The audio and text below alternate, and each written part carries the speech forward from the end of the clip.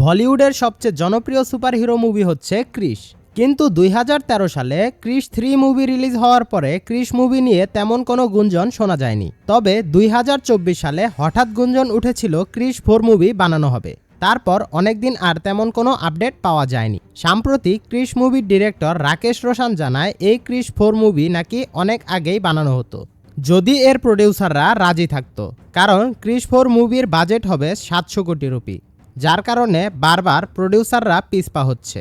তবে সব বাধা বিপত্তি শেষে ২০২৫ সালের অক্টোবর মাসে নাকি ক্রিশ ৪-এর শুটিং শুরু করবে ঋত্বিক রোশন।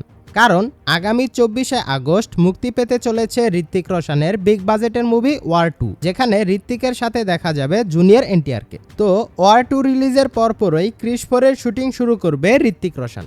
তবে একটা বিষয় হচ্ছে, যেই বাজেটের জন্য মুভিটা এতদিন আটকে ছিল সেই ৭০০ কোটি রুপি বাজেটেই বানানো হবে ক্রিশ ৪ মুভি। এবং আরও একটি মজার তথ্য জানা যায় মিডিয়া রিপোর্টস থেকে, সেটি হলো ক্রিশ ৪ মুভি ডিরেক্ট করবে ঋত্বিক রোশন নিজেই। রাকেশ রোশান বলেন তিনি তার ছেলে ঋত্বিক রোশনকে দিয়েই এই মুভি ডিরেক্ট করাবে। এছাড়াও কিছু মিডিয়া রিপোর্টস থেকে জানা যায় ক্রিশ ৪-এ ঋত্বিকের ৩টি রোল থাকবে এবং নায়িকা হিসাবে অ্যামি গৌতমকেও কাস্ট করানো হবে এই মুভিতে।